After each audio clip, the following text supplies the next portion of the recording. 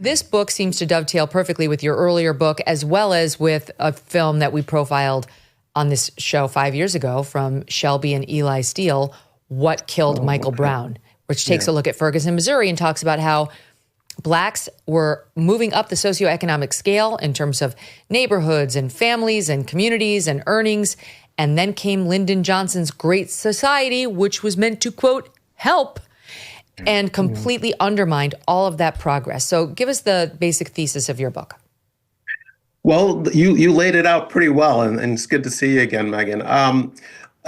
What prompted me to write this book was all the chatter around the Supreme Court decision in 2023, Students for Fair Admissions versus Harvard. And there was a lot of anticipation that the court would rule the way it eventually did, that racial preferences violated the 14th Amendment, Equal Protection Clause, and were unconstitutional.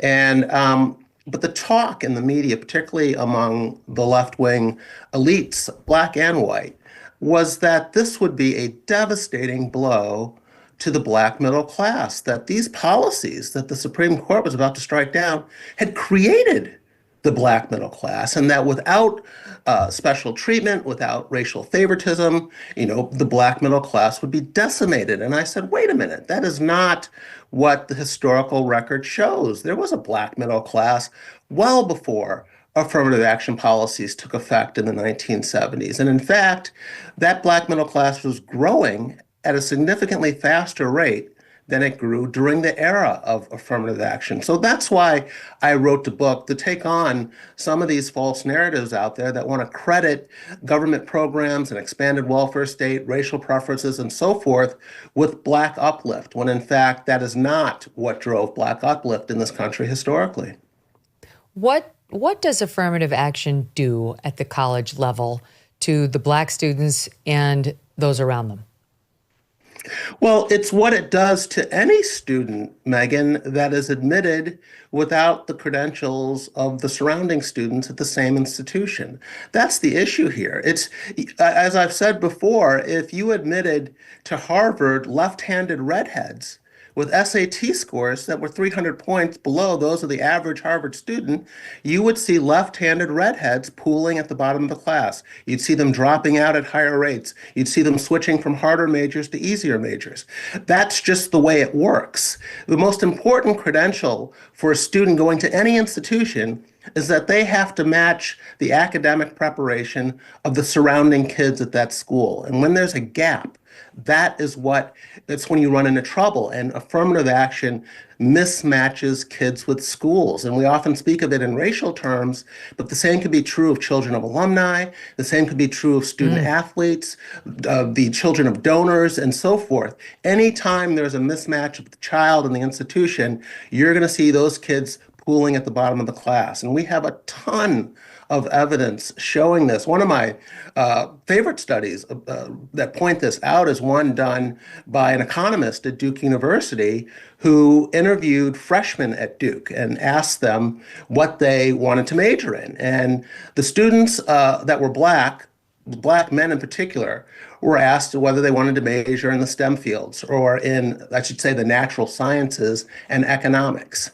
And what happened was about 75% or so of black freshman males at Duke said they wanted to major in natural sciences or economics, but only about 35% ended up with a degree in those fields.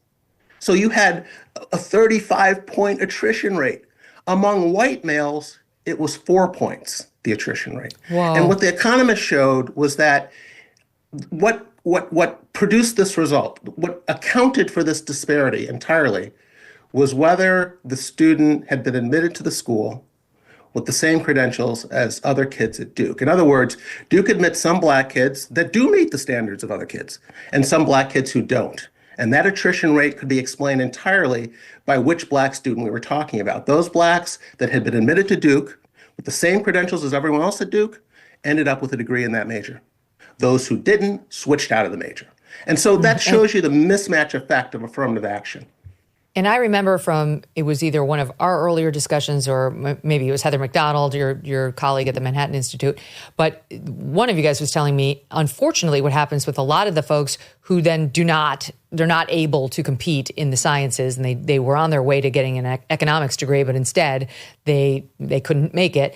So they wind up majoring in like African American studies or women's studies, which are degrees with which you can do absolutely nothing. Right. And what it also shows is, again, how counterproductive the policy is. So when, for instance, California banned racial admissions back in the mid-90s, and by the way, a number of states, 9 or 10 states, even prior to the Supreme Court's decision, had already done this. In big states, Texas, Florida, California.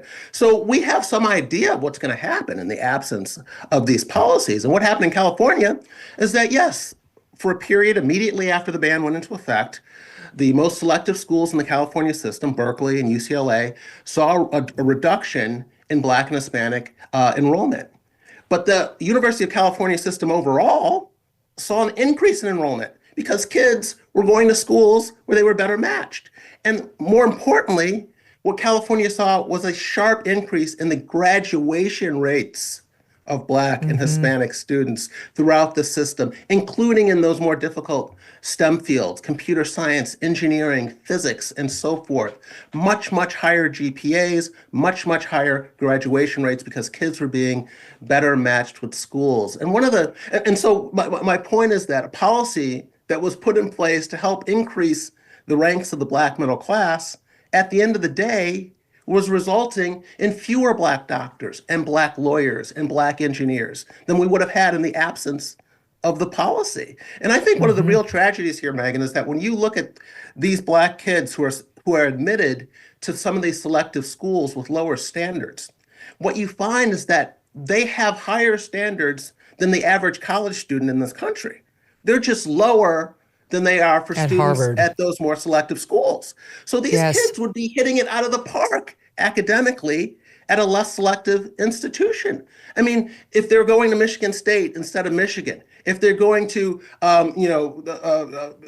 North Carolina State instead of UNC. Exactly. You're going to have them graduating with the degrees they want. It's not that these kids are unqualified for college. It's just they have been put into a situation where they're in over their head academically, where the pace that classes are taught at is much faster than they're used to. So you're turning really smart kids into artificial failures in the name of helping them. Oh, so interesting. And so good riddance to affirmative action is what I say.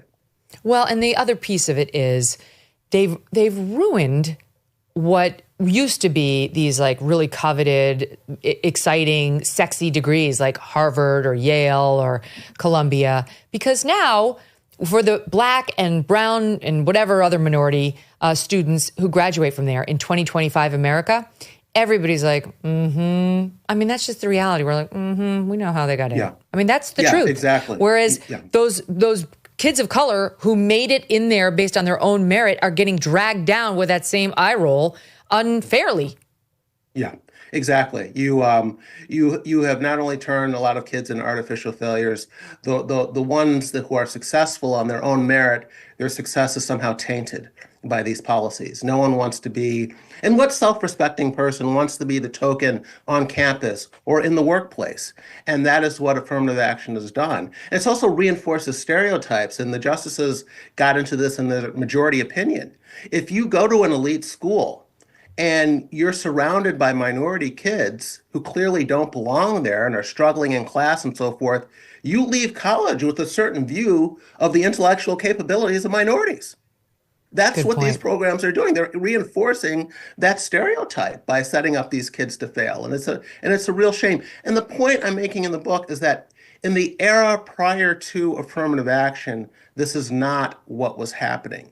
Black kids were attending schools where they met the credentials and they were graduating, and they were closing the gap, Megyn, with white college graduates. The rate at which Blacks were entering school and graduating from college was getting closer and closer to the white rate. And what we know from the data is that around 1970, that convergence stalled. The rate of college completion among Blacks is the same today as it was in 1970. That's Wow. the legacy of affirmative action. This July, there is a global summit of BRICS nations in Rio de Janeiro. The bloc of emerging superpowers, including China, Russia, India, and Iran, are meeting with the goal of displacing the U.S. dollar as the global currency. They're calling this the Rio Reset as BRICS nations push forward with their plans. Some worry global demand for U.S. dollars will decrease, bringing down the value of the dollars in your savings. While this transition won't happen overnight, the Rio Reset could mark a pivotal moment. So learn if diversifying your savings into gold is right for you. Birch Gold Group can help you move your hard-earned savings into a tax-sheltered IRA in precious metals. Claim your free info kit on gold by texting MK to the number 989898. With an A-plus rating with the Better Business Bureau and tens of thousands of happy customers, let Birch Gold arm you with a free, no-obligation info kit on owning gold before July and the Rio Reset. Text MK to 989898 today. Thanks so much for watching. If you like what you just saw, hit the subscribe button for more clips and full episodes.